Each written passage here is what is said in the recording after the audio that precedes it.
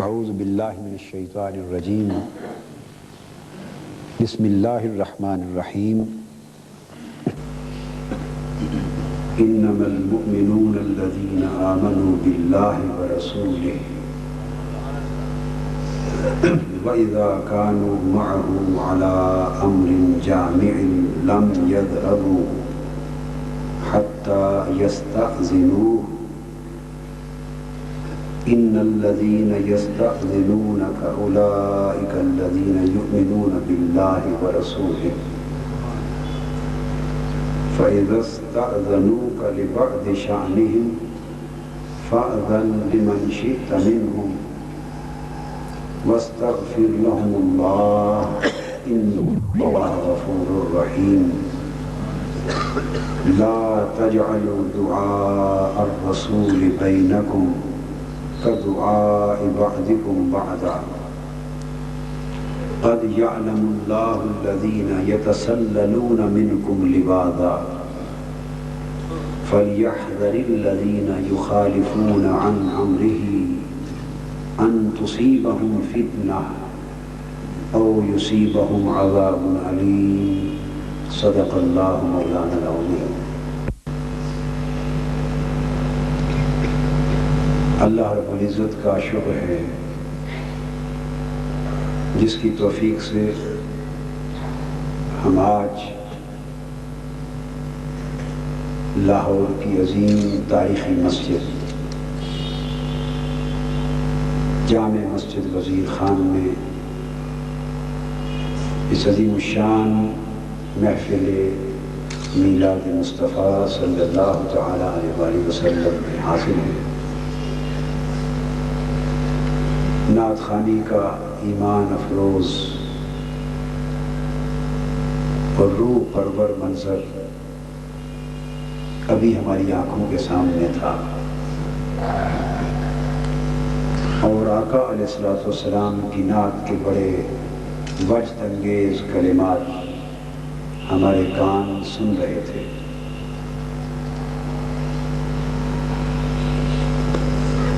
میں اس عظیم الشان محفل کے انعقاد اور اہتمام پر اندرون شہر کی تنظیم اور جامع مسجد وزیر خان کی امور مذہبی کی کمیٹی اور اس کے جملہ ارکان اور اس علاقے کے باسیوں کو جو اس کے انتظام و انصرام میں پیش ہیں، سب کو صمیم قلب سے مبارکباد پیش کرتا ہوں، اور اللہ رب العزت کے حضور دعا گو ہوں کہ وہ ذات پاک اس مبارک کاوش کو اپنی بارگاہ میں قبول فرمائے۔ آمین۔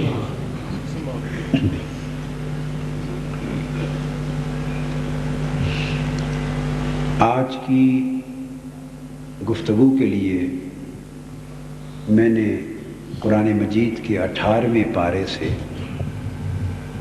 سورہ نور کی 2 آیتیں 9ویں رکوع میں سے، یہ سورت کا آخری حصہ ہے، آیت نمبر 62 اور آیت نمبر 63 کی تلاوت کی۔ ان 2 آیات کا مضمون ہماری آج کی گفتگو کا موضوع ہوگا۔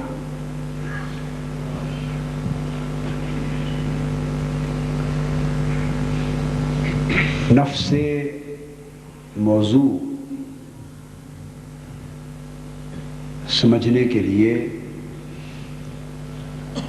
چند تمہیدی باتیں میں آپ کے گوش گزار کرنا چاہتا ہوں۔ وہ یہ کہ اسلام کی تعلیمات کی اساس اور بنیاد توحید ہے۔ اسلام کی جتنی تعلیمات ہیں ان کی بنیاد اور اساس توحید ہے، لیکن دوسرے الہامی مذاہب کے ساتھ جیسے یہودیت ہے، عیسائیت ہے، یہ دنیا میں جتنے بھی مذاہب موجود ہیں اور مختلف امتیں اور مختلف الہامی کتابوں کو ماننے والی قومیں جو آباد ہیں، ان کے مقابلے میں توحید اسلام کا ما بہل امتیاز پہلو نہیں ہے۔ توحید اسلام کی تعلیمات کی بنیاد ہے، اساس ہے، مگر دوسرے مذاہب کے ساتھ جب اسلام کا موازنہ اور مقابلہ کرتے ہیں تو وہ پہلو جس سے اسلام کا امتیاز ہو، اسلام کی انفرادیت نمایاں ہو، وہ پہلو اسلام کی امتیاز کو اجاگر کرنے والا توحید نہیں، وہ رسالت ہے، رسالت محمدی صلی اللہ علیہ وآلہ وسلم۔ اس لیے کہ توحید پر یہودیت بھی قائم ہے اور آج تک قائم ہے، اور توحید پر ابتدائی بنیاد عیسائیت کی بھی تھی، پھر وہ تثلیث میں تین خداؤں کو ماننے میں پڑ گئے، اور آج عیسائی دنیا میں جو علم اور شعور اس نے ترقی حاصل کی ہے، وہ پلٹ کر پھر توحید کی طرف آ رہے ہیں۔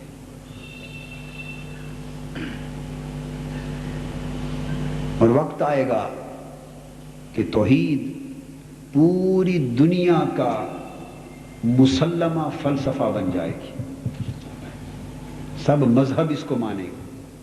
اب بھی بے شمار مذاہب مانتے ہیں، جو نہیں مانتے وقت آنے کے بعد اس کو مانیں گے۔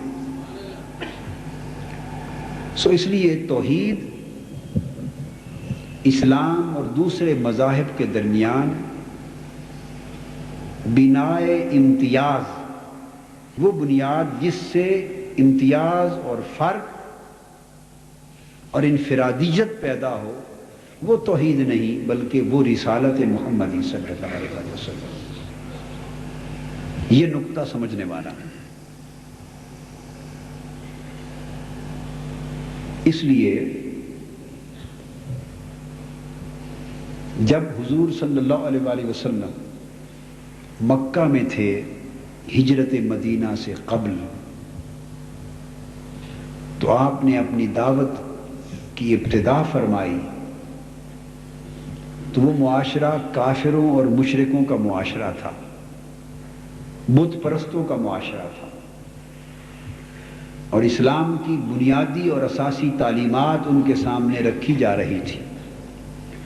لہذا مکی زندگی کے 13 برس میں جتنا قرآن نازل ہوا، جتنی سورتیں اور قرآن مجید کی جتنی آیتیں نازل ہوئیں، ان کے بیشتر حصے میں زیادہ سے زیادہ زور توحید اور آخرت پر دیا گیا۔ جب قرآن کا خطاب کافروں سے تھا اور مشرکوں سے تھا تو اس کا موضوع زیادہ تر کیا تھا؟ توحید اور آخرت۔ یہ خطاب کافروں سے تھا، مشرکوں سے تھا۔ ہجرت مدینہ کے بعد جب اسلام کا اپنا معاشرہ قائم ہو گیا، اپنا معاشرہ قائم ہو گیا، اور اسلام کا اور قرآن کا خطاب مسلمانوں سے ہونے لگا، اور قرآن کے مخاطب مسلمان ہو گئے، تو قرآن بھیجنے والا رب بھی وہی، جس پر نازل کیا جا رہا ہے وہ رسول بھی وہی، اور کتاب قرآن بھی وہی۔ جب اس کے مخاطب کافر و مشرک تھے تو زور توحید اور آخرت پر تھا، جب قرآن کے مخاطب مومن ہو گئے تو قرآن کا سارا زور مدنی صورتوں میں رسالت پر ہو گیا۔ مدنی صورتوں میں قرآن کا سارا زور رسالت پر ہو گیا۔ یہ بات سمجھائی جا رہی تھی کہ جب امت مسلمہ قائم ہو جائے، اور مسلمانوں کا معاشرہ وجود میں آ جائے تو اب ان کی اساس اور ان کا امتیاز رسالت محمدی صلی اللہ علیہ وسلم کے ساتھ ہے۔ توحید کی بنیاد بن گئی، توحید کی بنیاد قائم ہو گئی۔ اب امت مسلمہ کو اپنے ایمان کی پہچان کروائی جا رہی ہے، وہ رسالت محمدی صلی اللہ علیہ وسلم کراتی ہے۔ یہ بنیادی بات۔ اور آج بھی جو بات توجہ طلب ہے وہ یہ کہ پوری دنیا میں اسلام کے خلاف جتنے فتنے اٹھے ہیں، یہ تیسرا نقطہ بتا رہا ہوں، پوری روئے زمین پر اسلام کے خلاف جتنے فتنے اٹھے ہیں اور اٹھ رہے ہیں اور آئندہ اٹھیں گے، عالمی سطح کا کوئی ایک فتنہ بھی توحید کے خلاف نہیں، سب فتنے رسالت کے خلاف۔ جتنے فتنے اسلام کے خلاف اٹھے، خواہ جھوٹے دعوی نبوت کا فتنہ ہو، مسیلمہ کذاب سے لے کر قادیانیت تک، مسیلمہ کذاب سے لے کر قادیانیت اور مرزائیت تک، تاریخ میں جتنے فتنے جھوٹے دعوی نبوت کے عنوان سے اٹھے، کوئی ایک فتنہ بھی توحید کے خلاف نہ تھا بلکہ رسالت کے خلاف تھا۔ لادینیت کا فتنہ توحید کے خلاف نہیں، رسالت کے خلاف۔ یہ جو امت میں آج کل لادینیت کا فتنہ ہے، سیکولرزم کا، وہ بھی توحید کے خلاف نہیں، رسالت کے خلاف۔ چونکہ توحید فکر ہے، رسالت اس کا نظام ہے۔ توحید فکر ہے، رسالت اس کا نظام ہے۔ اور آج عالم مغرب کا حملہ توحید کے فکر پر نہیں، رسالت کے دیے ہوئے نظام پر ہے۔ امت کو لادین بنایا جا رہا ہے، تو لادینیت کا فتنہ بھی رسالت کے خلاف، سنت اور حدیث کے انکار کا فتنہ بھی رسالت کے خلاف، اہل قرآن کے نام پر چکڑالویت کا فتنہ بھی رسالت کے خلاف۔ اور مغرب میں جتنی کتابیں لکھی جا رہی ہیں، یہودی مصنفین نے لکھی۔ میں ایک بات آپ کو بتانا چاہتا ہوں ایک طالب علم کے طور پر، کہ میں نے اپنی زندگی میں کسی ایک یہودی کی کتاب، زندگی میں ایک یہودی کی کتاب بھی نہیں دیکھی جس نے توحید کے خلاف زہر اگلا ہو، جس نے زبان کھولی ہے رسالت مصطفیٰ کے خلاف زہر اگلا۔ عیسائی مصنفین بھی اورینٹلسٹ لکھ رہے ہیں، لندن سے امریکہ تک لکھا جا رہا ہے، جو لکھ رہا ہے وہ توحید کے خلاف نہیں، حالانکہ ان کا عقیدہ توحید پر نہیں، مگر فتنہ عالم اسلام کے خلاف جو بھی اٹھتا ہے وہ اپنا ڈیسٹینیشن اور اپنا ایم، اپنا ٹارگٹ توحید کو نہیں بناتا، رسالت محمدی کو بناتا۔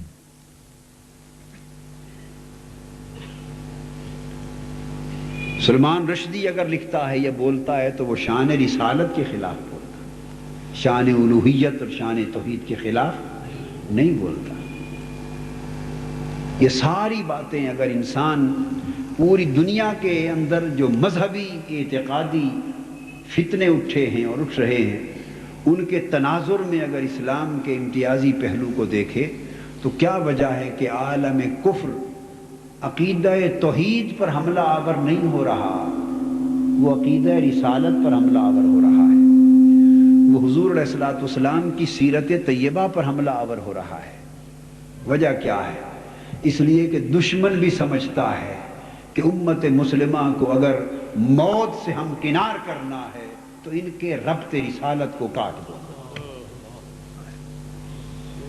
ان کی نسبت رسالت کو کمزور کر دو، ان کے ذہنوں میں مرکز رسالت کی نسبت شکوک اور شبہات پیدا کر دو، ان کے عقیدہ رسالت کو خراب کر دو، ان کے دلوں سے عشق و محبت رسول کو ختم کر دو، ان کے ایمان سے ادب و تعظیم رسالت معاب کو کم کر دو، ان کا رشتہ جو تاجدار گنبد خضرا کے ساتھ اسے کاٹ دو۔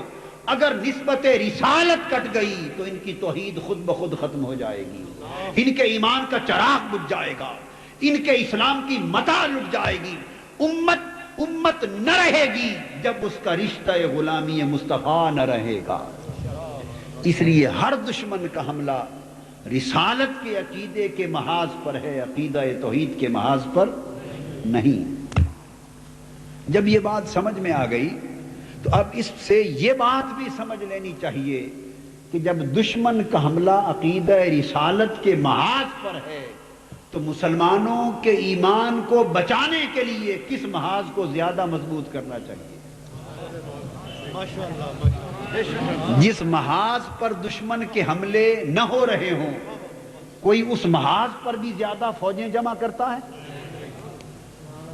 یہ میں تحریک منہاج القرآن کا کردار سمجھا رہا ہوں کہ تحریک منہاج القرآن کا پورا زور، ہمارا جینا مرنا، شرق سے غرب تک ہم سفر کرتے ہیں، مارے مارے پھرتے ہیں، اور دنیا میں روئے زمین کے کونے کونے، گوشے گوشے، خطے خطے میں ایک ہی نعرہ، ایک ہی نغمہ، ایک ہی ترانہ الاپتے پھرتے ہیں کہ لوگو مصطفیٰ کے ہو جاؤ، لوگو آقا کے کوچے میں آ جاؤ، اپنا رشتہ تاجدار کائنات سے استوار کر لو، حسن مصطفیٰ کے دیوانے بن جاؤ، اور اپنا تن من دھن سب کچھ در مصطفیٰ کے قربان کر دو۔ یہ جو ربط رسالت ہے، یہ جو نسبت نبوت ہے، یہ جو غلامی رسول ہے، اس کے رشتے کو مضبوط کرنے پر ہمارا سارا زور لگ رہا ہے، اول سے آخر تک۔ آخر کیوں؟ آخر کیوں؟ اس لیے کہ پوری دنیا کا قاعدہ یہ ہے، جس محاذ پر دشمن کی نظر زیادہ ہو ساری فوجیں اسی محاذ پر کھڑی کی جاتی ہیں۔ دشمن کا حملہ عقیدہ رسالت کے محاذ پر ہے، ربط رسالت کے محاذ پر ہے۔ بھارت فوجیں تو جمع کر رہا ہو کشمیر والی سرحد پر، اور آپ فوجیں ساری جمع کر دیں راجستھان کی سرحد پر، کوئی آپ کو عقل مند کہے؟ حملے کا خطرہ ہو واگا بارڈر کی طرف سے اور سیالکوٹ کے بارڈر کی طرف سے، اور آپ ٹینک اور توپیں اور فوجیں اور ساری بریگیڈ اٹھا کر کھوکھرا پار جا کے کھڑے کر دیں تو پھر پار ہی ہو جائیں گے نا۔ ہم نہیں چاہتے کہ پار والے ہو جائیں، پار ہو جائیں، ہم چاہتے ہیں یار والے ہو جائیں۔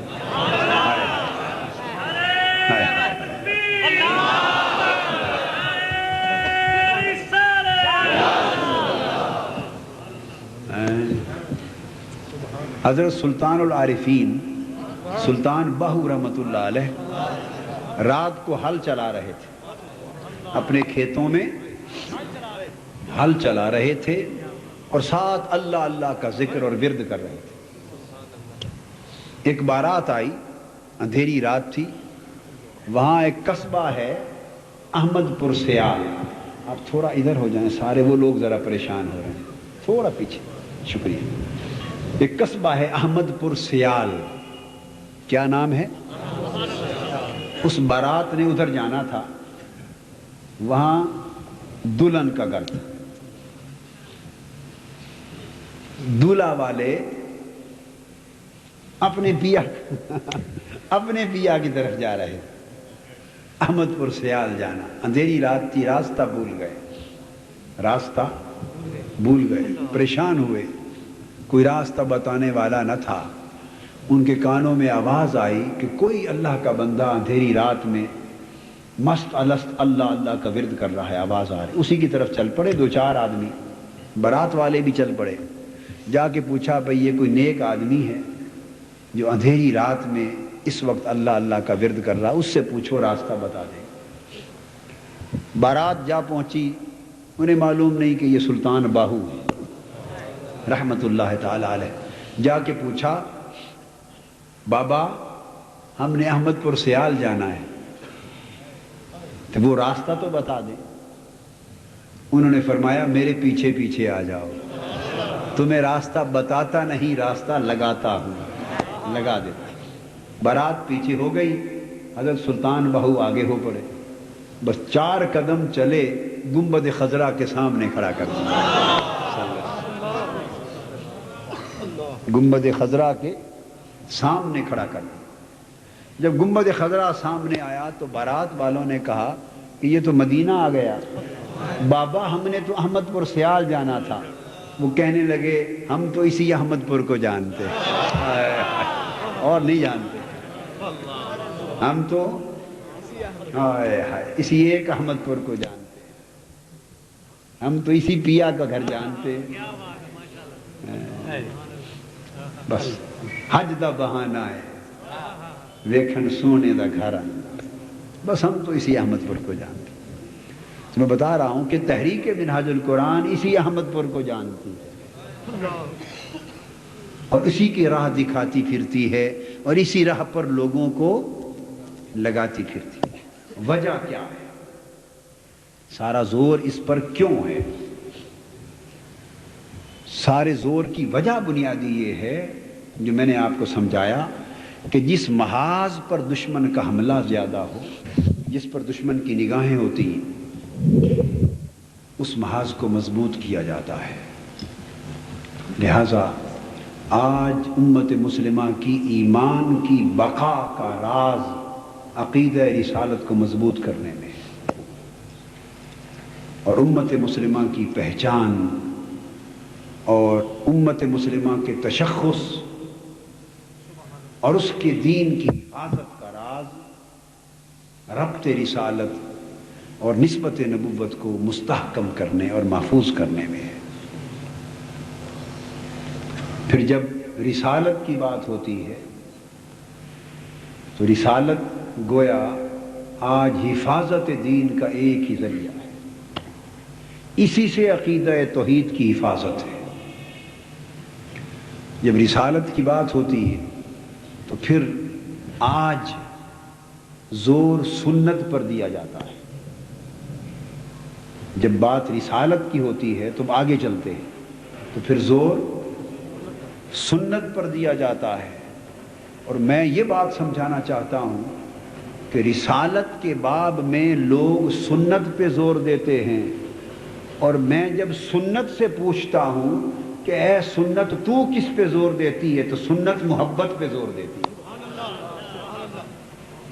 رسالت میں زور سنت پہ دیا جاتا ہے اور سنت کا زور محبت پر ہے، اس لیے کہ سنت کا کوئی تصور ہی نہیں بغیر محبت کے۔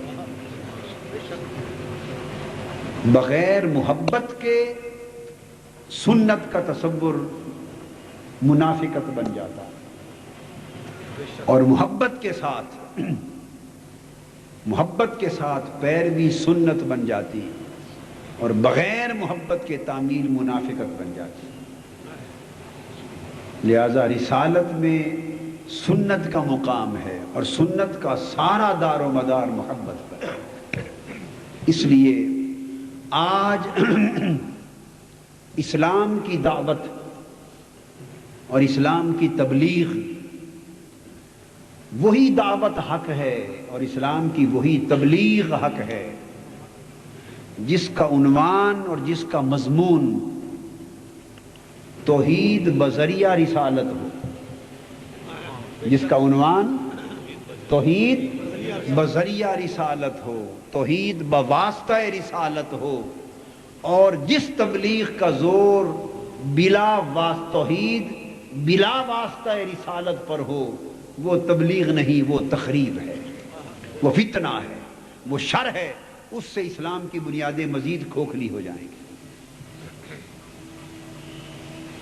اس لیے ضرورت اس امر کی ہے کہ عقیدہ رسالت کی اہمیت اور عقیدہ رسالت میں محبت اور ادب کی اہمیت اور اس میں آقا علیہ السلام کی نسبت و ربط کی اہمیت کو اتنا اجاگر کیا جائے کہ امت مسلمہ کے ہر فرد کا وجود ادب، عشق اور محبت کے رشتے کے ساتھ بارگاہ رسالت کے ساتھ مربوط ہو جائے۔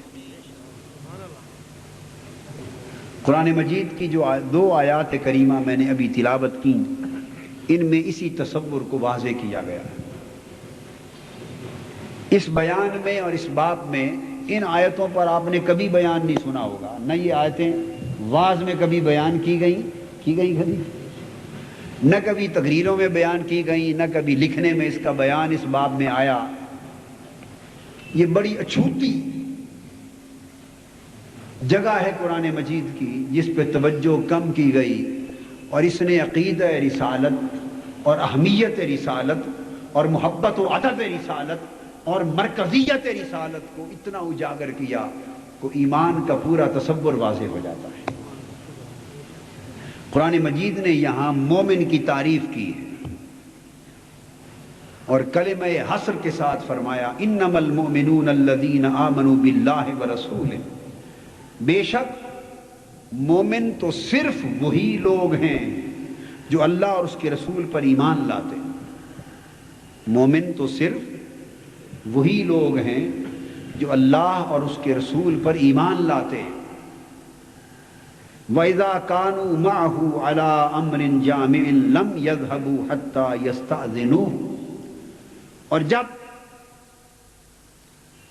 حضور نبی اکرم صلی اللہ علیہ وآلہ وسلم ان کو کسی اجتماعی کام کے لیے یا کسی ایسے کام پر جسے مل جل کر کرنا ہو یا کسی کام کے لیے انہیں بلاتے اور جمع کرتے، جب محبوب مکرم صلی اللہ علیہ وآلہ وسلم انہیں بلاتے اور کسی کام کے لیے جمع فرماتے، تو قرآن کہتا ہے کہ مومن وہ ہیں لم یذہبوا، جو حضور کے بلاوے پر آ جاتے ہیں اور آ کر حضور کی بارگاہ سے جاتے نہیں، حتیٰ یستأذنوہ، یہاں تک کہ حضور سے اجازت نہ لے لیں۔ جو حضور سے، قرآن مجید میں اللہ پاک فرما رہے ہیں، جو میرے محبوب کی اجازت کے بغیر نہ جائیں وہ مومن ہیں۔ آپ ذرا دیکھیے کہ قرآن مجید نے ایمان کا فلسفہ کیا بیان کیا اور ایمان کی حقیقت کیا بیان کی ہے۔ لم یذہبوا، ہرگز نہیں جاتے حضور کی بارگاہ سے، حتیٰ یستأذنوہ، یہاں تک کہ وہ حضور سے اذن نہ لے لیں۔ اگر حبیب اجازت نہ دیں تو وہ ہرگز حضور کی بارگاہ سے نہیں جاتے۔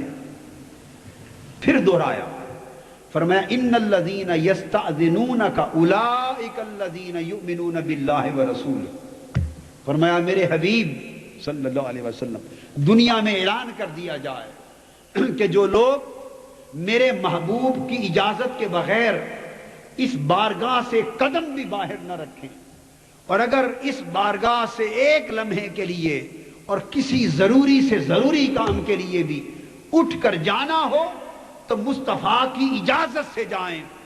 جن کا آنا جن کا جانا فقط اجازت مصطفیٰ سے ہے، فرمایا فقط وہی لوگ ہیں جن کا اللہ اور اللہ کے رسول پر ایمان ہے۔ نعرہ تکبیر، نعرہ رسالت۔ اب ایمان کی تعریف کرتے ہوئے اور مومن کی تعریف کرتے ہوئے دو باتیں بیان کر دی۔ ایک تو وہ کہ مومن وہ ہے کہ جو آپ کے دربار میں آتے ہیں،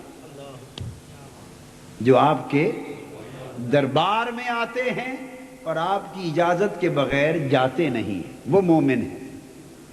پھر فرمایا، یہ ایک انداز تھا، پھر اس کو ایجابی مثبت طریقے سے فرمایا کہ مومن وہ ہیں کہ محبوب جنہیں جانا ہو وہ آپ سے اجازت لیتے ہیں، جو آپ کی اجازت سے اپنی نقل و حرکت کرتے ہیں، فقط وہ مومن ہیں۔ اور پھر فرمایا فَإِذَا اسْتَأْذَنُوكَ لِبَعْضِ شَأْنِهِمْ، اے میرے حبیب صلی اللہ علیہ وآلہ وسلم، کسی کو کوئی ضروری کام بھی تو ہو سکتا ہے نا، مرگ ہو گئی، کسی کے ہاں ڈیتھ ہو گئی، گھر میں تکلیف ہو گئی، کوئی پریشانی آ گئی، اشد ضروری کام آ گیا، وعدہ نبھانا پڑ گیا۔ فرمایا لِبَعْضِ شَأْنِهِمْ، ان کا کوئی اپنا ضروری کام بھی آ سکتا ہے، تو فرمایا میرے محبوب جب وہ آپ سے اپنے کسی ضروری کام کی خاطر اجازت لے جانے کی رخصت چاہیں، تو اللہ نے یہ نہیں فرمایا کہ ضروری کام کے لیے جب اجازت لیں تو اجازت دے دیا کریں، یہ نہیں فرمایا اللہ۔ اب اللہ کی بارگاہ میں مقام رسالت کیا ہے؟ پہلے مومن کے لیے کہا کہ مومن وہ ہیں کہ جو میرے محبوب کی اجازت کے بغیر ایک قدم بھی نہ اٹھا کے باہر جائیں، اور فرمایا جب کسی ضروری کام اور مجبوری کے لیے وہ آپ سے اجازت چاہیں تو قاعدہ تو یہی بنتا ہے نا کہ قرآن میں اللہ پاک فرمائے محبوب جب کوئی انہیں مجبوری ہو، اب ان پر تو ہم نے پابندی لگا دی نا کہ میرے محبوب کی اجازت کے بغیر تم جا ہی نہیں سکتے، جو جائے گا وہ مومن ہی نہیں، جو جائے گا وہ ایمان سے ہی جائے گا، پابندی لگ گئی۔ اب قاعدہ تو یہی بنتا تھا نا کہ اب ساتھ یہ فرمایا جائے محبوب جب آپ کی اجازت کے پابند ہو ہی گئے، اب کسی مجبوری میں اجازت مانگیں تو اجازت دے دیا کریں، یہی بنتا ہے نا ضابطہ۔ مگر دیکھیے اللہ نے کیا فرمایا، قرآن کہتا ہے فَإِذَا اسْتَأْذَنُونَكَ لِبَعْضِ شَأْنِهِمْ، فَإِذَا اسْتَأْذَنُوكَ، جب وہ آپ سے کسی ضروری کام اور مجبوری کی خاطر اذن طلب کریں، اجازت مانگیں، تو کیا فَأَذَنْ لِمَنْ شِئْتَ مِنْهُمْ، اب محبوب مختار تو ہے، جس کے لیے چاہے اجازت دے، جس کو چاہے نہ دے۔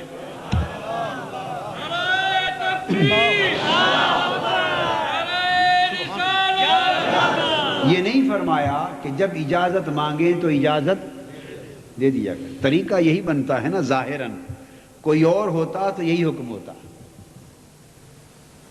موسیٰ علیہ السلام ہوتے تو یہی فرمایا جاتا، حضرت عیسیٰ ہوتے یہی فرمایا جاتا، حضرت ابراہیم ہوتے، حضرت داؤد ہوتے، حضرت اسماعیل ہوتے، حضرت نوح ہوتے، حضرت آدم، کوئی پیغمبر ہوتا تو بات ہی یوں ہی بنتی تھی کہ جب پیغمبر آپ کی اجازت ان پر لازم کر دی کہ آپ کی اجازت کے بغیر جانا ایمان سے جانا ہے، اب آپ کی اجازت کے بغیر مومن جا ہی نہیں سکتا، تو اس کے بعد یہی بات کہی جاتی کہ جب آپ سے اجازت مانگیں تو دے دیا کریں۔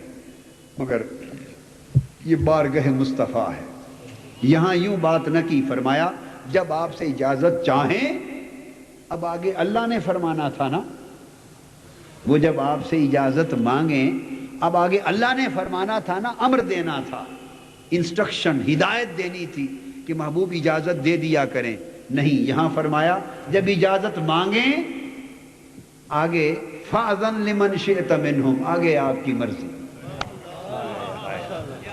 محبوب مالک و مختار تمہیں بنا دیا، گویا ان کی مرضیوں کا مالک بھی آپ کو بنا دیا، ان کی مجبوریوں پر مالک بھی آپ کو بنا دیا، ان کی رخصت پر مالک بھی آپ کو بنا دیا، ان کے اذن و اجازت کا مالک بھی آپ کو بنا دیا، ان کی جان و مال کا مالک بھی آپ کو بنا دیا، ان کی فرصت حیات کا مالک بھی آپ کو بنا دیا، ان کے مشاغل حیات کا مالک بھی آپ کی بنا دیا، ان کی زندگی کی ترجیحات کا مالک بھی آپ کو بنا دیا، جائیں یا نہ جائیں اس امر کا مالک بھی آپ کو بنا دیا۔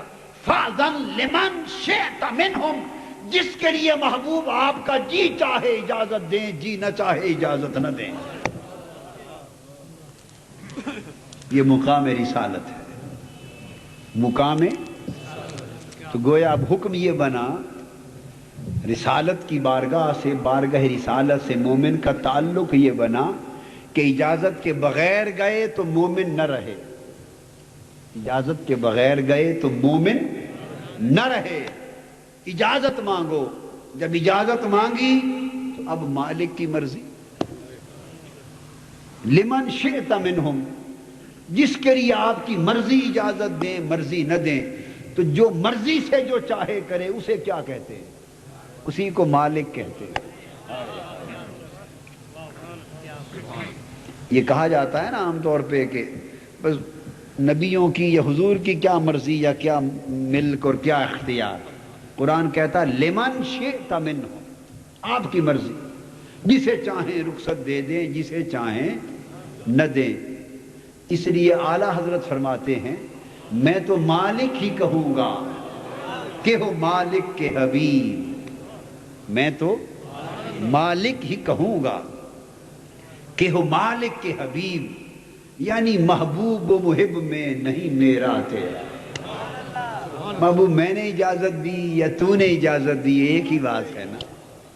لمن شئت منہم، محبوب جس کو چاہے آپ کی طبیعت اجازت دے دے، جس کو نہ چاہے اجازت نہیں۔ تو فرمایا اب اجازت مانگو، اجازت مانگی، پھر حضور کی مرضی صلی اللہ علیہ وسلم، جس کے لیے طبیعت نے چاہا اجازت دے دی، چلو اجازت ہے بھئی جاؤ۔ اب آگے کیا ہے؟ اس کے بعد ادب رسالت کی آخری ایک حد ہے۔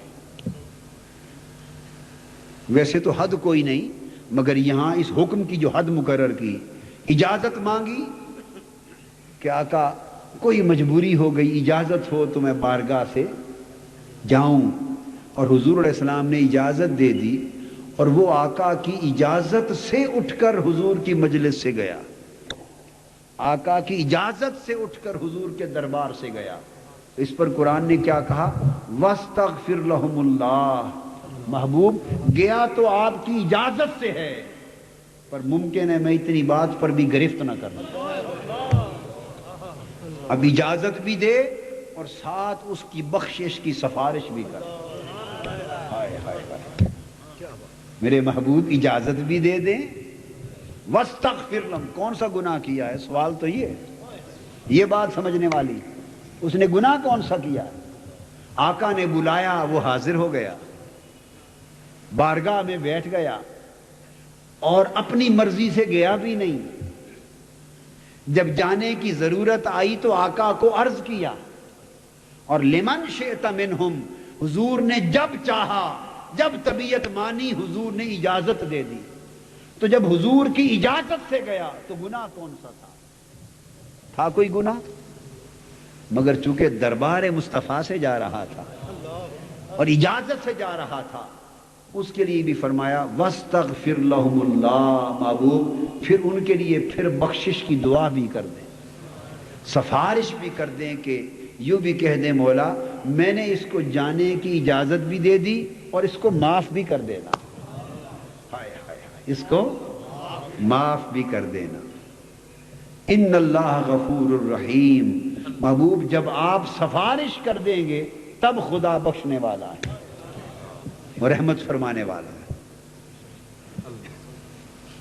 یہ بارگاہ رسالت کے ساتھ امت کا ربط قائم کیا جا رہا ہے، امت کا اتنا مضبوط ربط کہ حضور کی بارگاہ سے وہ ربط ہو کہ امتی کے اپنے بس میں کچھ رہے ہی نہیں۔ جان کا مالک بھی حضور، مال کا مالک بھی حضور، ایمان کے مالک بھی حضور، دن رات کے مالک بھی حضور، فرصت حیات کے مالک بھی حضور، جانے کے مالک بھی حضور، آنے کے مالک بھی حضور، اٹھا دینے کے مالک بھی حضور، بٹھا دینے کے مالک بھی حضور۔ جب لمن شئت منہم، حضور کی مرضی جب امتی کے ظاہر و باطن اور جینے مرنے پر کلیتاً حاوی ہو جاتی ہے تو اس کی کیفیت کو ایمان کہتے ہیں، تب وہ ایمان بنتا ہے، اور اس کیفیت اور اس تعلق کو رکھنے والا شخص اللہ کے حضور مومن کہلاتا ہے۔ جب یہ بیان فرما دیا کہ حضور علیہ السلام کے بلانے پر آ جاؤ اور پھر واپس پلٹ کر نہ جاؤ جب تک وہ اجازت نہ دیں، اور اجازت بھی دیں تو جاتے ہوئے بخششیں لو۔ اب اس پر اگلی آیت میں ارشاد فرمایا جا رہا ہے لوگو لا تجعلوا دعاء الرسول، کیوں؟ ایک سوال پیدا ہو سکتا تھا کہ آقا کے بلاوے کی اتنی اہمیت اور آقا کی اجازت کی، آپ کے بلانے کی اتنی اہمیت؟ اب قرآن مجید نے، اللہ پاک نے اس سوال کا جواب دیا، فرمایا ہاں تم نے سمجھا ہی نہیں کہ مقام رسالت کیا ہے۔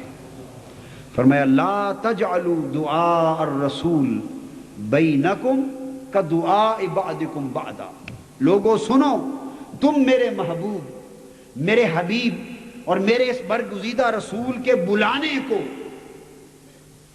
آپس میں ایک دوسرے کے بلانے کی مثل نہ سمجھو۔ میرا محبوب جب جس کو بلائے، یا دو معنی ہے. پہلا معنی یہ بیان کرتا ہوں، میرے محبوب کا بلانا، دعا الرسول، میرا محبوب جب تمہیں بلائے، یہ ایک معنی ہے. تو میرے محبوب کے بلاوے کو، آپس میں جب تم ایک دوسرے کو بلاتے ہو تو اپنے بلاوے کی مثل نہ سمجھو.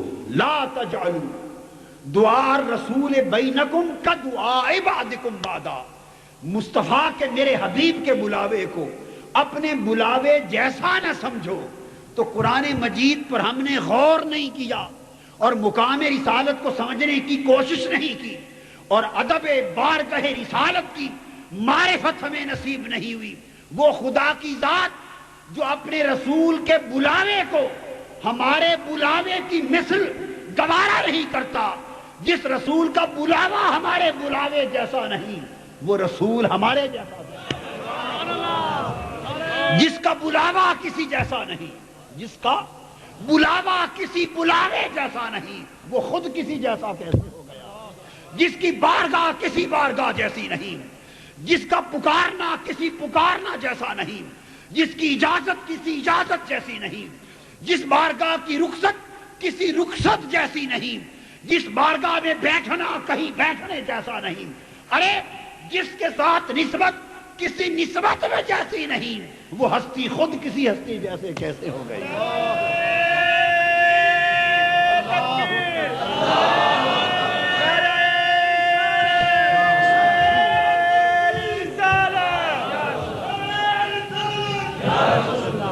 اور یہ بات قرآن مجید نے کیوں فرمائی؟ ضرورت کیوں پیش آئی قرآن کو یہ بات کہنے کی؟ اس لیے کہ اللہ پاک انسانی نفسیات سے آگاہ ہے، اور اللہ سے بڑھ کر اپنی مخلوق کو اور کون جانتا ہے؟ اللہ سے بڑھ کر اپنے بندوں کو، لوگوں کو، جس نے پیدا کیا ہے، ان کی فطرت کو، ذہنیت کو، ان کی سوچ کو اور کون جانتا ہے؟ یہ کیوں فرمایا؟ اگر یہ سوچ کہ کوئی رسول کے بلاوے کو دوسروں کے بلاوے جیسا سمجھے گا اور کوئی میرے رسول کو اپنے جیسا سمجھے گا، اگر یہ مسلیت کا فتنہ خدا کی بارگاہ میں ایک فتنہ، ایک گمراہی نہ تھی، تو اللہ پاک کو اور قرآن کو اس حکم کے یہاں لانے کی ضرورت کیوں پیش آئی؟ یہ جو حکم لایا گیا اس لیے کہ اللہ کو معلوم ہے کہ یہ فتنہ سر اٹھاتا ہے. مسلیت کا فتنہ. کیا؟ مسلیت کا فتنہ، ایک جیسے ہونے کا فتنہ، ہمارا جیسا خیال کرنے کا فتنہ. تو اللہ پاک نے اس فتنے کی جڑ کاٹ دی کہہ کر کہ رسول کا بلاوا بھی تمہارے بلاوے جیسا نہیں، رسول کی شان تو الگ ہے.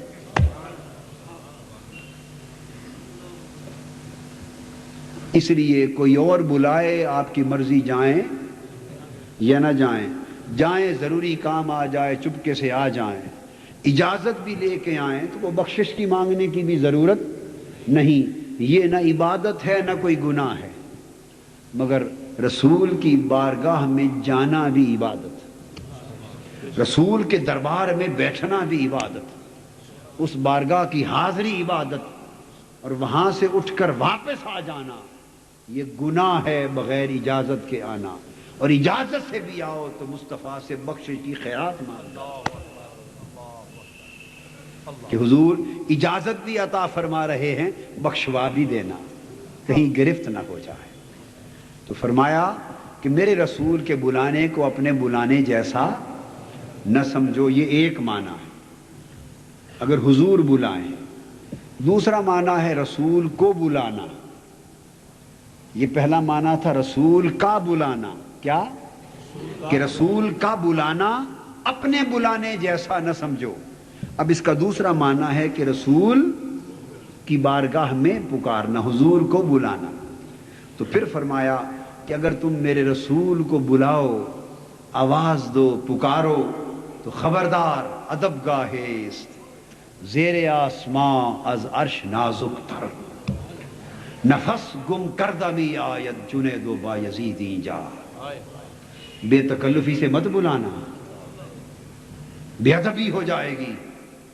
جیسے آپس میں ایک دوسرے کو بلا لیتے ہو نا، خبردار میرے محبوب کو بے تکلف ہو کے نہ بلانا، ان کو بلانا آپ جیسے لوگوں کو ایک دوسرے کے بلانے جیسا نہیں۔ کیوں؟ آگے میں بات سمجھاتا ہوں آپ کو، وہ بات آگے آئے کہ رسول کو بلانا، آواز دینا، رسول خدا نہیں، رسول خدا نہیں، اور رسول خدا جیسا بھی نہیں، یہ عقیدہ ہے۔ رسول خدا نہیں اور رسول خدا جیسا بھی نہیں، جو یہ عقیدہ رکھے وہ کافر ہے۔ جو رسول کو خدا سمجھے یا معاذ اللہ خدا جیسا سمجھے وہ کافر ہے۔ مگر نکتہ سمجھایا جا رہا ہے کہ نہ رسول خدا ہے نہ خدا جیسا ہے، مگر رسول کو بلانا ایسے ہی ہے جیسے خدا کو بلانا۔ رسول کو بلانا ادب میں ایسا ہے جیسے خدا کو بلانا، چونکہ یہاں ادب کی نسبت ہو رہی ہے۔ اب اللہ پاک فرماتے ہیں قد یعلم اللہ الذین یتسللون منکم لواذا، لوگ آتے، منافق آتے، بے ادب آتے، حضور علیہ السلام کی مجلس میں بیٹھتے، آپ کے دربار میں بارگاہ میں بیٹھتے، اور جس منافقوں کا وتیرہ یہ تھا کہ وہ ادب نہ کرتے، منافقوں کا وتیرہ یہ تھا کہ وہ ادب نہ کرتے بارگاہ رسالت کا، آ کے بیٹھتے، جب جانے کو جی چاہتا چھپ کے ایک دوسرے کے پیچھے، ایک دوسرے کی اوٹ میں چھپ کے اٹھ کے چلے جاتے، کھسک جاتے۔ منافق یہ کام کرتے، مجلس میں بیٹھ جاتے، جب جانے کو جی کرتا تو ایک دوسرے کی اوٹ میں چھپ کے نکل جاتے، کھسک جاتے۔ یہ منافقوں کا عمل تھا۔ قربان جائیں مولا کی محبتوں پر اور محبوب کے ساتھ اس کی محبت کی لطافتوں پر، وہ کھسک جاتے۔ اب ان کے اس عمل پر قرآن کہتا، اللہ پاک نے فرمایا بے شک اللہ جانتا ہے ان لوگوں کو، اللہ دیکھتا، قد یعلم اللہ، اللہ جان رہا ہے، دیکھ رہا ہے۔ ان کو فرمایا جائے جو لوگ چپ کر کے آنکھ بچا کر میرے محبوب کی مجلس سے کھسک جاتے ہیں نا، خبردار میں تمہیں دیکھ رہا ہوں، اللہ نے فرمایا۔ کیا اللہ کی شان اور باتیں کیسی، اللہ کی شان۔ منافق کس بارگاہ سے کھسک رہے ہیں؟ بارگاہ مصطفیٰ سے صلی اللہ علیہ وسلم۔ تو آقا علیہ السلام دیکھتے تھے کہ نہیں؟ سامنے مجلس میں کوئی کھسک کے جائے، اٹھ کے چلا جائے تو بیٹھے ہوئے کو نظر نہیں آتا، تو آقا علیہ السلام بھی دیکھتے تھے کہ وہ کھسک گیا، اجازت کے بغیر چلا گیا۔ مگر یہ نہیں فرمایا، یہ بات توجہ طلب ہے کہ جو کھسک کے آنکھ بچا کے نکل جاتے ہیں، میرا رسول ان کو جانتا ہے، یا میرا رسول دیکھتا ہے کہ یہ کھسک کے جا رہا ہے، اجازت کے بغیر چھپ کے اٹھ کے جا رہا ہے۔ چاہیے تو یہ تھا نا کہ کہا جاتا کہ رسول جس سے آنکھ چرا کے جا رہے ہو وہ تمہیں سامنے بیٹھے ہیں، دیکھتے ہیں، مگر نہیں۔ جب یہ بات آئی تو آقا کے مقام کو اجاگر کرنے کے لیے محبوب کا نام نہ لیا، اپنا نام لیا۔ فرمایا جو میرے محبوب کی بارگاہ سے آنکھ چرا کے نکلتا ہے میں اس کو دیکھ رہا ہوں۔ گویا وہ میرے محبوب کی مجلس کی چوری نہیں کر رہا، وہ میری مجلس کی چوری کر رہا۔ اللہ جانتا ہے۔ فَلْيَحْذَرِ الَّذِينَ يُخَالِفُونَ عَنْ أَمْرِهِ، پس وہ لوگ جو میرے محبوب کی بارگاہ میں بے ادبی کے مرتکب ہو رہے ہیں، جنہیں ادب رسالت مآب کا لحاظ نہیں اور حضور علیہ السلام کے امر کی مخالفت کر رہے ہیں اور بے ادبی کر رہے ہیں، فرمایا خبردار وہ ڈریں، کیونکہ وہ امر الہی کی مخالفت کر رہے ہیں، وہ ادب الہی کو پامال کر رہے ہیں۔ وہ اس بے ادبی سے ڈریں ان تصیبہم فتنہ، کہ میرے محبوب کی بے ادبی کرنے سے کہیں دنیا میں ان پر مصیبت اور آفتیں نہ آ جائیں۔ اور اس امت پر آ گئی، امت پر کہیں مصیبت نہ آ جائے، دنیا میں آفات کی زد میں نہ آ جائیں، دنیا کے عذاب کی زد میں نہ آ جائیں، او یصیبہم عذاب علیم، یا آخرت کے دردناک عذاب کی لپیٹ میں نہ آ جائیں۔ چونکہ آقا علیہ السلام کی بارگاہ کی حاضری اور آقا علیہ السلام کے بلاوے پر لبیک کہنا اور حضور کی مجلس میں بیٹھنا اس ادب کو اللہ پاک نے اپنی بارگاہ کا ادب قرار دیا اور ان حقوق کو اپنے ادب کے حقوق سے تعبیر فرمایا. اس لیے کہا تم میرے محبوب کی بارگاہ سے چوری اٹھ کے نہیں جا رہے، میری نگاہوں سے چوری جانا چاہتے ہو. اب قرآن مجید نے جب یہ فرمایا کہ خبردار میرے محبوب کے بلاوے کو عام بلاووں جیسا بلاوا نہ سمجھنا، منع کیا. جو سمجھتا ہے وہ مومن نہیں. اب اس بلاوے کی جو میں نے عرض کیا کیوں کہ یہ بلاوا کانوں سے سننے میں تو مصطفیٰ کا بلاوا ہے اور خدا کی نگاہ میں حقیقت میں خود خدا کا بلاوا ہے. کان جو سن رہے ہیں اور آنکھیں جو دیکھ رہی ہیں اور نادانوں کی عقلیں جو سمجھ رہی ہیں وہ ظاہر میں مصطفیٰ کا بلاوا ہے، باطن میں خود خدا کا بلاوا ہے. اس لیے بارگاہ رسالت کا ادب ظاہر میں ادب رسالت ہے، حقیقت میں ادب توحید ہے. ظاہر میں ادب مصطفیٰ ہے، باطن میں ادب خدا ہے. اس کو قرآن مجید بیان کرتا ہے. اسی صورت میں تھوڑا پیچھے 6 اور 7ویں رکوع کے اندر آیت نمبر 48 سے اسی مضمون کو قرآن بیان کرتا ہے. فرمایا وَإِذَا دُعُوا إِلَى اللَّهِ وَرَسُولِهِ. مومنوں کی پہچان اور منافقوں کی پہچان سمجھائی جا رہی ہے کہ مومن کون ہے، منافق کون ہے، ایمان والا کون ہے اور بے ایمان کون ہے. قرآن فرق سمجھا رہا ہے. فرمایا وَإِذَا دُعُوا، جب انہیں بلاوا دیا جاتا ہے، بلایا جاتا ہے کدھر؟ إِلَى اللَّهِ وَرَسُولِهِ، اللہ کی طرف اور رسول کی طرف. جب انہیں بلایا جاتا ہے اللہ کی طرف اور رسول کی طرف. اور یاد رکھ لیں ان آیتوں کا سیاق و سباق بتاتا ہے کہ مراد صرف حضور کا بلانا تھا اور حضور کی مجلس کی طرف بلانا تھا اور بارگاہ مصطفیٰ کی طرف بلانا تھا. بلایا حقیقت میں انہیں بارگاہ مصطفیٰ کی طرف جاتا کہ آؤ رسول کی طرف آؤ، مگر اللہ نے حضور کی طرف بلایا جانا اس کو تعبیر کس شے سے کیا؟ دعو الی اللہ ورسولہ، کہ جب انہیں خدا و مصطفیٰ کی طرف بلایا جاتا ہے.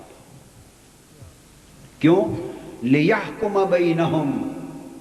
فرمایا جب انہیں بلایا جاتا ہے اللہ کی طرف اور اس کے رسول کی طرف.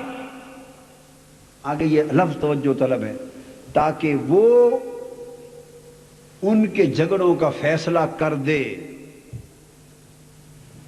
بلایا دو کی طرف جاتا ہے، جب انہیں اللہ کی طرف بلایا جاتا ہے اور رسول کی طرف بلایا جاتا ہے تو اب چاہیے یہ تھا کہ کہا جاتا کہ وہ فیصلہ کر دیں. لِيَحْكُمَا بَيْنَهُمْ. جب انہیں اللہ اور اس کے رسول کی طرف بلایا جاتا ہے کہ وہ اللہ اور اس کے رسول ان کا فیصلہ کر دیں. جب دو کی بات ہو تو صیغہ تثنیہ کا لاتے ہیں، کر دیں. لِيَحْكُمَا بَيْنَهُمْ چاہیے تھا، مگر فرمایا دعو الی اللہ ورسولہ، بلایا خدا اور مصطفیٰ کی طرف جاتا ہے. بلاوا دو ذاتوں کی طرف ہے مگر صیغہ واحد کا مضارع میں استعمال کر کے کہا لِيَحْكُمَ بَيْنَهُمْ، تاکہ رسول ان کا فیصلہ کر دے. تو جب رسول نے فیصلہ کرنا تھا تو بات سیدھی سیدھی کی جاتی، یوں کہا جاتا کہ جب انہیں رسول کی طرف بلایا جاتا ہے کہ رسول ان کا فیصلہ کر دے. جب فیصلہ رسول نے کرنا تھا تو چاہیے یہ تھا کہ کہا بھی یہ جاتا کہ جب انہیں رسول کی طرف بلایا جاتا ہے کہ رسول فیصلہ کر دے. فیصلہ بھی رسول نے کیا، بلایا بھی رسول کی طرف گیا، مگر عنوان قرآن نے یہ لگایا کہ یہ بلاوا فقط مصطفیٰ کی طرف نہیں، خدا و مصطفیٰ کی طرف بلاوا ہے، تاکہ لوگوں سمجھ لو مصطفیٰ کی طرف جانا ہی خدا کی طرف جانا ہے.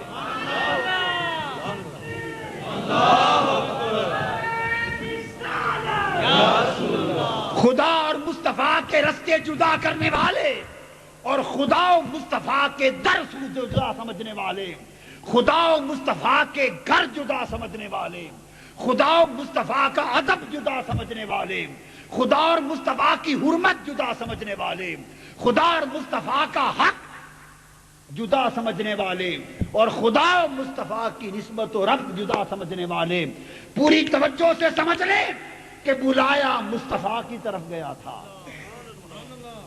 فیصلہ مصطفیٰ نے کرنا تھا، مگر اللہ کو یہ گوارا نہ ہوا کہ اس کے حبیب کا نام اکیلا لیا جائے۔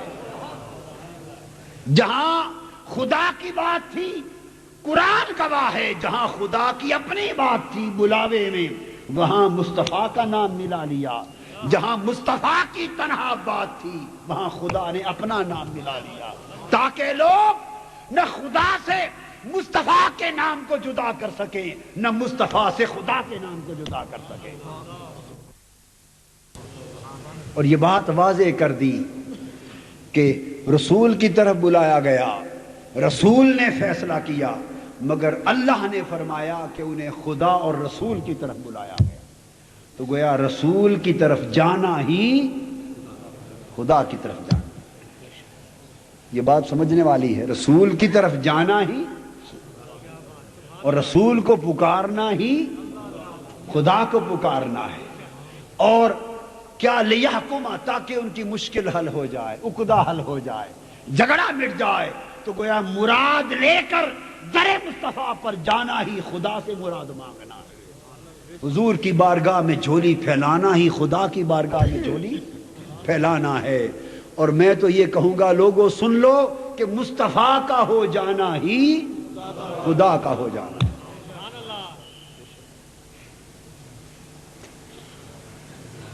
در کس طرح مصطفیٰ خدا کا یہی ہے در، بخدا اعلیٰ حضرت نے فرمایا ہے بخدا خدا کا یہی ہے در، بخدا خدا کا یہی ہے در، نہیں اور کوئی مفر مقر، جو وہاں سے ہو یہیں آ کے ہو، جو یہاں نہیں تو وہاں نہیں۔ اب قرآن کہتا ہے یہاں منافقوں کی پہچان، یہاں جب انہیں خدا و مصطفیٰ کی طرف بلایا جاتا ہے تاکہ مصطفیٰ فیصلہ کر دے۔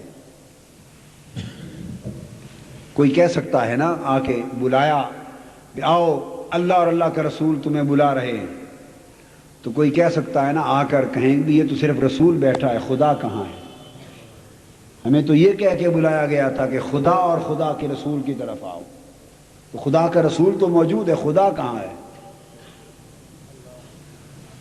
اور رسول خدا بھی نہیں ہے، تو بات کیسے سمجھ میں آئے گی؟ تو بات یوں سمجھ میں آئے گی، اسے کہا جائے گا نادان، یہ جو رسول کی طرف آ گئے ہو بس یہ خدا کی طرف آ گئے، رسول خدا تو نہیں ہے، پر رسول کی طرف آنا ہی خدا کی طرف آنا ہے۔ یہ ہے عقیدہ رسالت، اس پر حملے ہو رہے ہیں۔ اس عقیدے کو سمجھنے کی اور مضبوط کرنے کی ضرورت ہے۔ قرآن کہتا ہے کہ منافق کون ہے؟ اذا فریق منہم معرضون، جب اس طرح بلایا جاتا ہے میرے محبوب کی بارگاہ کی طرف اور اللہ کی طرف، تو پھر ایک طبقہ، ایک گروہ ایسا ہے کہ حضور کی بارگاہ میں جانے سے کترا جاتے ہیں، حضور کی بارگاہ میں جانے سے کترا جاتے، ایک طبقہ ایسا ہے۔ اور یہاں قرآن مجید نے کہا یہ منافقوں کی پہچان، یہاں قرآن نے سورہ نساء میں فرمایا وَإِذَا قِيلَ لَهُمْ تَعَالَوْا إِلَى مَا أَنزَلَ اللَّهُ وَإِلَى الرَّسُولِ رَأَيْتَ الْمُنَافِقِينَ يَصُدُّونَ عَنْكَ صُدُودًا، جب انہیں کہا جاتا ہے کہ آ جاؤ اللہ کی طرف اور اللہ کے رسول کی طرف، آ جاؤ اللہ کے نازل کردہ حکم کی طرف اور رسول کی طرف، رَأَيْتَ الْمُنَافِقِينَ يَصُدُّونَ عَنْكَ صُدُودًا، اور میں آپ دیکھیں گے کہ منافقوں کی پہچان یہ ہے کہ وہ خدا کی طرف جانے سے نہیں گھبراتے، وہ رسول کے در کی طرف جانے سے کتراتے ہیں۔ یصدون عنک صدودا، آپ سے گردن پھیرتے، اور خدا اور رسول کی طرف آنا اور رسول کا فیصلہ کرنا خدا کا فیصلہ۔ اس کو سورہ توبہ میں یوں بھی بیان کیا واللہ ورسولہ احق ان یردوہ ان کانوا مؤمنین، اور اللہ اور اس کا رسول حقدار ہے کہ اسے راضی کیا جائے، اللہ اور اس کا رسول حقدار ہے بات دو کی، اللہ اور اس کا رسول حقدار ہے۔ اب یوں چاہیے تھا نا کہ کہا جاتا ان یردوہما، کہ انہیں راضی کیا جائے، کہ اللہ اور اس کا رسول حقدار ہیں کہ انہیں راضی کیا جائے، مگر قرآن نے یوں نہیں کہا انہیں راضی کیا جائے تو دو بن جاتے نا۔ فرمایا نہیں، اللہ اللہ ہے، رسول رسول ہے، مگر رضا خدا و مصطفیٰ کی ہے۔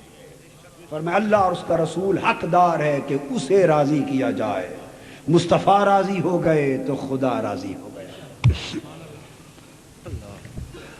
اور اب قرآن مجید کہتا ہے آیت نمبر 50 میں، آپ کی طرف نہیں آتے میرے حبیب، آپ کی طرف نہیں آتے، کتراتے کیوں؟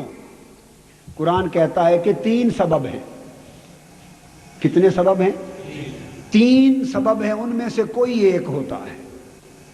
ایک تو یہ افی قلوبہم مرض، لوگوں میرے مصطفیٰ کی بارگاہ میں کیوں نہیں آتے؟ جو میرے محبوب کی بارگاہ میں نہیں آتے کیوں؟ افی قلوب مرض، کیا ان کے دلوں میں منافقت کی بیماری؟ اللہ فرما رہا ہے کیا ان کے دلوں میں بیماری؟ تو جو در مصطفیٰ پر نہ آئے تو پہلی تشخیص تو یہ ہے کہ اس کے دل میں منافقت کی بیماری، یہ قرآنی تشخیص۔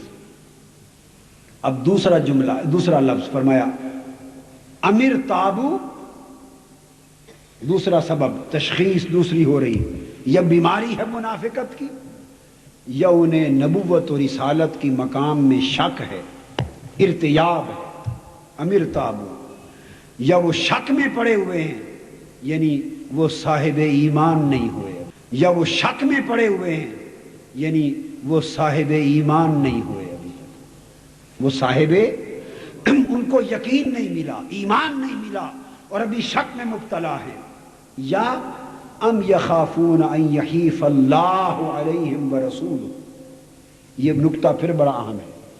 فرمایا حبیب آپ کی بارگاہ میں اس لیے نہیں آتے کہ انہیں اس بات کا خوف ہے کہ اللہ اور اللہ کا رسول ان پر ظلم کرے گا۔ اب یہ بات بڑی توجہ طلب ہے۔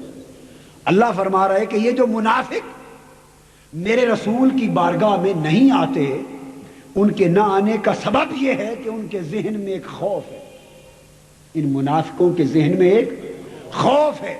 اپنا مقدمہ لے کر بارگاہ مصطفیٰ میں کیوں نہیں آتے؟ اپنا جھگڑا لے کر بارگاہ رسالت میں کیوں نہیں آتے؟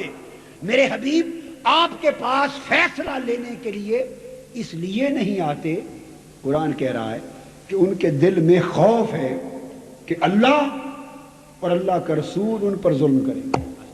اب بات سمجھنے والی یہ کہ خوف تو منافقوں کے دل میں تھا، جھوٹا خوف تھا، مگر خوف کس چیز کا تھا؟ خدا کے ظلم کرنے کا تھا یا رسول کی نسبت تھا؟ کہیے نا، مقدمہ تو لے جا رہے ہیں حضور کی بارگاہ میں، جج تو حضور ہے، عدالت حضور کی ہے، مقدمہ لے کر آقا کی بارگاہ میں جا رہے ہیں، فیصلہ حضور نے کرنا ہے، لیحکم بینہم، فیصلہ حضور نے کرنا ہے، تو اللہ کا ظلم کہاں سے آ گیا؟ کیونکہ وہ یہ کہتے تھے اگر ان کے خلاف فیصلہ ہوتا تو وہ کہتے ہم پر ظلم ہو گیا، اگر ان کے حق میں فیصلہ ہوتا تو منافق کہتے کہ عدل ہوا، اور اگر ان کے خلاف ہوتا تو کیا کہتے؟ ظلم ہوا، ظلم ہو کہتے۔ مگر سوال یہ ہے کہ کس نے ظلم کیا؟ منافق کس پر یہ تہمت لگاتے تھے؟ بولیے نا، حضور علیہ السلام پر کی ذات پاک پر تہمت لگاتے کہ رسول نے معاذ اللہ ظلم کیا، فیصلہ جو حضور نے کیا تھا۔ تو بات بڑی سادہ ہے، تو چاہیے تھا کہ قرآن بھی یہی کچھ کہتا کہ میرے محبوب آپ کی بارگاہ میں فیصلہ لینے کے لیے اس لیے نہیں آتے کہ وہ دل میں ڈرتے ہیں کہ رسول ہمارے خلاف فیصلہ کر کے معاذ اللہ ہم پر ظلم کرے گا۔ ظلم کی تہمت لگنی رسول پر تھی، خدا نے اپنے اوپر لگا دی۔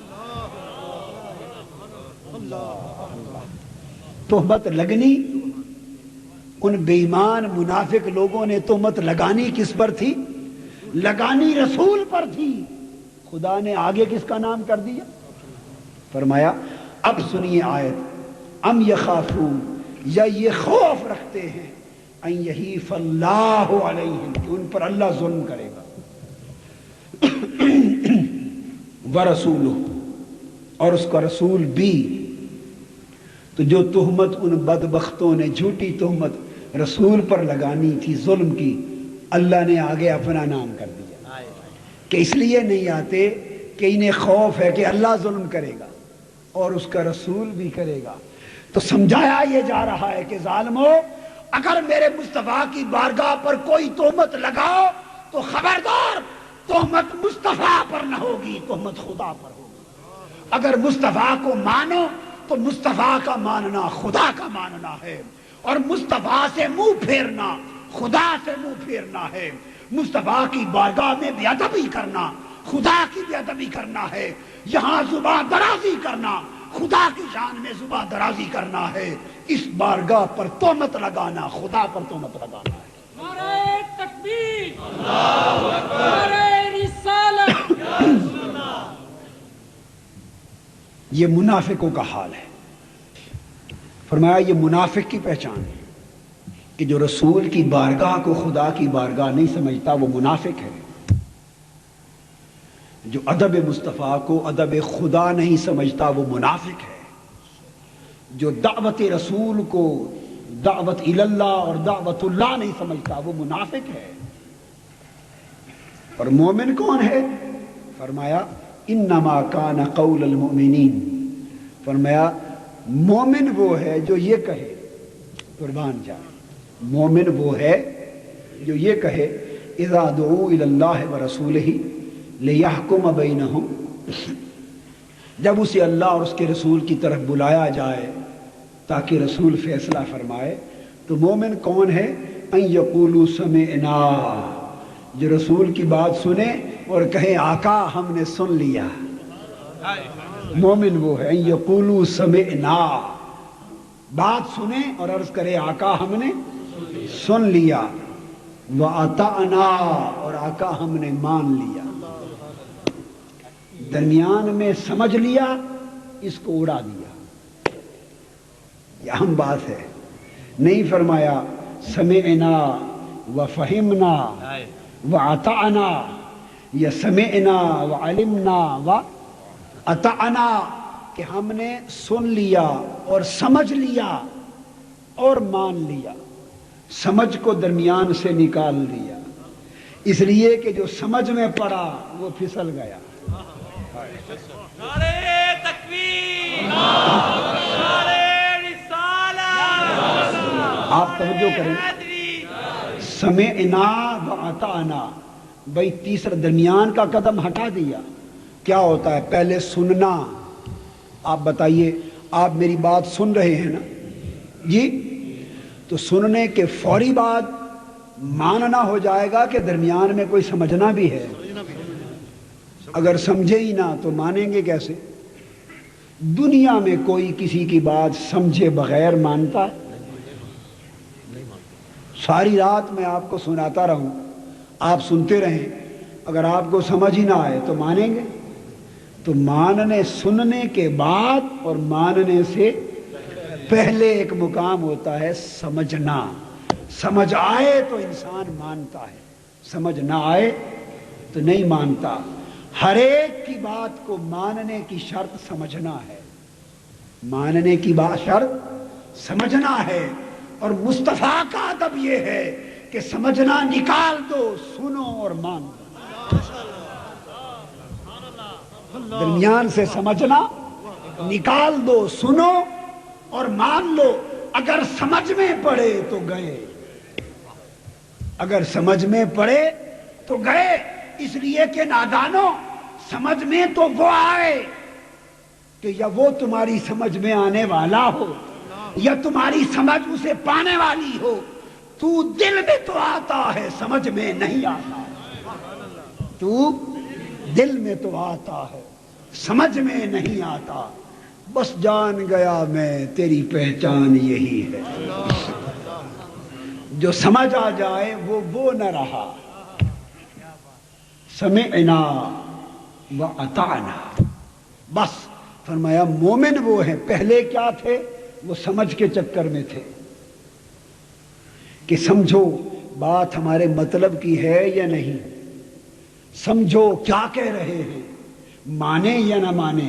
وہ سمجھ کے آ کر، سمجھ پر آ کر رک گئے، سمجھ پر آ کر جس نے سمجھنے کی کوشش کی وہ سجدے کا انکاری ہو گیا، جو سمجھ میں پڑا وہ شیطان ہو گیا، جنہوں نے فقط سنا اور مان گئے، گر پڑے، وہ فرشتے بن گئے۔ جو سمجھ میں پڑا وہ اٹک گیا۔ شیطان کا قصور کیا تھا؟ اور میری پہلی بات بھی یاد رکھیں کہ حملہ فتنوں کا توحید پر نہیں، سب سے پہلا حملہ انسانی تاریخ میں، کائنات انسانی میں سب سے پہلا حملہ جس سے حملہ کرنے والا گمراہ ہو گیا، وہ توحید کے محاذ پر تھا یا رسالت کے محاذ پر؟ بڑی سادہ سی بات۔ توحید کے محاذ پر شیطان پختہ تھا، چپے چپے پہ سجدہ کرتا تھا، خدا کو ایک مانتا تھا، وحدہ لا شریک مانتا تھا، رب قادر مطلق مانتا تھا۔ اس کا توحید کا محاذ مضبوط تھا، توحید میں کوئی ڈگمگانا نہ تھا۔ مگر جب اس روئے زمین پر سلسلہ رسالت کا آغاز ہوا اور ادب و تکریم رسالت کا حکم ہوا کہ اے لوگو، فرشتوں، ارے ابلیس، آؤ میری توحید کے محاذ پر ڈٹے رہنے والوں اور میرے حضور سجدہ ریزیاں بجا لانے والوں، آؤ میرے سجدے تو کرتے ہو، اب میرے رسول کے ادب کا سلسلہ شروع کرو۔ یہاں اٹک گیا، یہاں اٹک گیا۔ الا ابلیس وسجدوا الا ابلیس، سب نے سجدہ کیا۔ وہ جو سمعنا واطعنا کے پیکر ہوئے، جنہوں نے سنا اور گر گئے، اور سنا اور مان گئے، وہ ملائکہ مقربون ہو گئے۔ اور جس نے سنا پھر سمجھا، جب سمجھ میں پڑا تو وہ سوچنے لگ گیا، خلقتنی من نار وخلقتہ من طین، میں تو آگ سے بنا ہوں، یہ مٹی سے بنا ہے۔ بس سمجھ میں گرا، برباد ہو گیا۔ پھر اللہ پاک نے سمجھ کے مقابلے میں سمجھ کی دلیل نہیں دی، جو سمجھ میں پڑا اسے سمجھایا نہیں، اس کو دلیل نہیں دی۔ فرمایا فاخرج منہا فانک رجیم، لعنتی نکل جا میری بارگاہ سے، تو میرے سامنے سمجھ کی بات کرتا، ادب رسالت کے سامنے سمجھ کی بات کرتا۔ یہ بارگاہ رسالت کا ادب ہے، یہاں تو ایک تقاضا تھا، بس سنو اور مان لو۔ تم نے سمجھنے کی کوشش کی، تیری سمجھ اتنی تھی ہی نہیں۔ سمجھ اسے آئے جس کی سمجھ اتنی ہو، جس کی سمجھ اتنی ہو تو وہ سمجھے۔ اب بارگاہ رسالت کے ادب کو کون سمجھے؟ کسی کی سمجھ مقام رسالت سے بلند ہو تو سمجھے، مقام رسالت سے وسیع ہو تو سمجھے، مقام رسالت جیسی سمجھ ہو تو سمجھے۔ تو نہ کسی کی سمجھ اتنی، اس لیے سمجھ کو درمیان سے نکال دیا۔ فرمایا بمصطفیٰ برسا خویش را کے دی ہما اس، اگر بہو نہ رسیدی تمام بھول حدیث، عقل قربا کن بپیش مصطفیٰ۔ جب بارگاہ رسالت کی بات آئے، عقل کے چراغ بجھا دو، عقل کے چراغ بجھا دو، اپنی اپنی سمجھیں گل کر دو، اپنی سمجھیں گل کر دو۔ وہ آئے بزم میں اتنا تو ہم نے دیکھا میر، پھر اس کے بعد چراغوں میں روشنی نہ رہی، پھر اپنی کوئی سمجھ نہیں، وہی سمجھ جو وہ سمجھا دے، وہی سمجھ جو وہ سمجھا دیں، وہ سنو جو وہ سنا دیں، وہی مانو جو وہ منوا دیں، وہی سمجھو جو وہ سمجھا دیں، وہی کرو جو وہ کروا دیں، اس کا نام ایمان۔ فرمایا وَأُولَٰئِکَ هُمُ الْمُفْلِحُونَ، یہی کامیابی والے۔ صحابہ کرام کا پیمانہ ایمان یہی تھا۔ حضرت عبداللہ بن عمر رضی اللہ تعالیٰ عنہ سے ایک شخص نے سوال کیا، پوچھا کہ تم لوگ جب سفر میں جاتے ہو مسلمان تو فرض کی نماز آدھی کرتے ہو، قصر پڑھتے ہو۔ اس نے سوال کیا کہ قرآن میں تو، پورے قرآن میں قصر کا تو طریقہ ہی موجود نہیں کہ کتنے سفر پہ پڑھو اور آدھی پڑھو یا کتنی پڑھو یا پون پڑھو، تہائی پڑھو، چوتھائی پڑھو۔ قرآن نے تو قصر کی تفصیل ہی نہیں دی، تو تم کیسے قصر پڑھتے ہو؟ قرآن میں تو ہے نہیں تفصیل، قصر کیسے پڑھتے ہو؟ حضرت عبداللہ بن مسعود وہ سمعنا و اطعنا کے پیکر تھے، وہ سمجھ گئے تھے کہ سمجھ کو نکال دیا ہے، وہ سمجھ گئے تھے کہ سمجھ کو نکال دیا ہے۔ وہ جواب دینے لگے مجھے پتا ہے قرآن میں نہیں، مگر ہمیں فکر نہیں، اس لیے ان اللہ بعث الینا محمدا ولا نعلم شیئا ونفعل کما رأیناہ یفعل۔ فرمایا ہمارا ایمان تو یہ ہے کہ اللہ نے ہم میں اپنا یار بھیج دیا، ہمارے اندر اپنا محبوب بھیج دیا، اپنا رسول بھیج دیا، ولا نعلم شیئا۔ اب اس کا ترجمہ اردو کے جو ترجمے لکھنے والے ہوتے ہیں نا، مترجم، وہ تو یہ کرتے ہیں کہ بس اس کے سوا ہم کچھ نہ جانتے تھے، ہم کچھ نہ جانتے تھے، یعنی امی تھے، کچھ نہ جانتے تھے، کوئی علم نہ رکھتے تھے، اللہ نے ہمیں اپنا رسول ہم نے بھیج دیا۔ یہ ترجمہ غلط ہے، یہ ترجمہ غلط ہے۔ وما علمنا کا لفظ نہیں، نعلم مضارع کا صیغہ ہے۔ وہ فرماتے ہیں اللہ نے ہم میں اپنا رسول بھیج دیا، ولا نعلم شیئا، معنی یہ ہے بس بابا ہم تو اس کے سوا کچھ نہیں جانتے، ہم تو ایک یار کو جانتے ہیں، یہ معنی ہے بابا، ولا نعلم شیئا، ہم اور کچھ نہیں جانتے، ہم تو ایک سانول کو جانتے ہیں، ہم تو ایک رانجن کو جانتے ہیں، ہم تو ایک ڈھولن کو جانتے ہیں، ہم تو ایک مٹھن کو جانتے ہیں،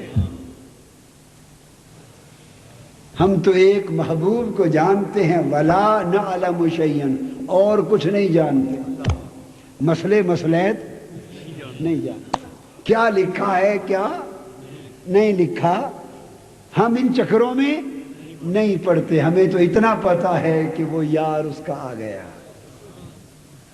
پھر کیا کرتے ہو؟ فَنَفْعَلُ كَمَا رَأَيْنَاهُ يَفْعَلُ، ہم تو اسے دیکھتے رہتے ہیں، جیسے وہ کرتا ہے ویسے کرتے جاتے ہیں۔ یہ ہمارا دین ہے، ہم تو اسے دیکھتے ہیں، جیسے وہ کرتے جاتے ہیں ہم بھی ویسے، جیسے وہ کرتے جاتے ہیں ہم بھی اسی طرح کرتے جاتے ہیں، بس یہی ہمارا دین ہے۔ میرا دین بھی تو تے ایمان بھی تو، میرا دین بھی تو تے، آگے کیسے ہے؟ ایمان بھی تو، میرا مصحف تے قرآن بھی تو، مصحف تے قرآن بھی تو، میرا قبلہ کعبہ جان بھی تو، مسجد مندر، مسجد ممبر محراب، پتہ نہیں کیا کیا کہہ رہے ہیں۔ بات ختم یہ ہوئی کہ میرے محبوب میرا سب کچھ تو، ولا نعلم شیئا، ہم تو بس ایک کو جان لیا اور نہ کسی کو جانتے ہیں نہ جاننے کی ضرورت ہے۔ یہی دین ہے، یہی ایمان ہے۔ آج دین اور ایمان کی حفاظت کا یہ رخ چاہیے، محنت اس رخ پہ ہونی چاہیے۔ لوگوں اس نسبت کو مضبوط کر لو، اس معرفت میں پختہ ہو جاؤ، اس تعلق میں پختہ ہو جاؤ، عشق اور محبت کے رشتے کے ساتھ اس بارگاہ سے بندھ جاؤ، اور ادب اور تکریم کی نسبت کے ساتھ ان کے قدموں سے جڑ جاؤ۔ یہی دین ہے، یہی ایمان ہے۔ اور زندگی کے اپنے طور طریقے چھوڑ دو، وہی طور طریقے اپنا لو جو حضور نے دیے ہیں۔ حضور کی روش کو اپنا لینا دین ہے، حضور کے طرز عمل کو اپنا لینا دین ہے، حضور کے انداز نشست و برخاست کو اپنا لینا دین ہے، حضور کی زندگی، آقا کی سنت، آقا کی سیرت، آقا کی طرز حیات، آقا کا اٹھنا بیٹھنا چلنا پھرنا، آپ کے پورے نقوش حیات میں ڈھل جانا، اپنی شناخت کو حضور کی شناخت میں مٹا دینا، یہی دین ہے، اور خود کو حضور میں گم کر دینا یہی ایمان ہے۔ اگر یہ نسبت نصیب ہو جائے تو ہمارے ایمان کی دولت کو کوئی لوٹ نہیں سکتا، اور ہمارے دین کی متاع کو کوئی نقصان نہیں۔ اللہ تبارک و تعالی ہمارے حال پہ لطف و کرم فرمائے، ہمارے ایمان کی ہمیں صحیح معرفت دے، ہمیں استحکام دے ایمان اور دین میں، اور حضور علیہ السلام کی محبت و ادب اور آپ کی نسبت و ربط میں ہمیں پختہ کر دے۔ وما علینا الا البلاغ۔ مصطفیٰ سے جا کہنا ہے، صفا مصطفیٰ سے جا کہنا کے بارے سلام کہتے ہیں، سبز گنبد کی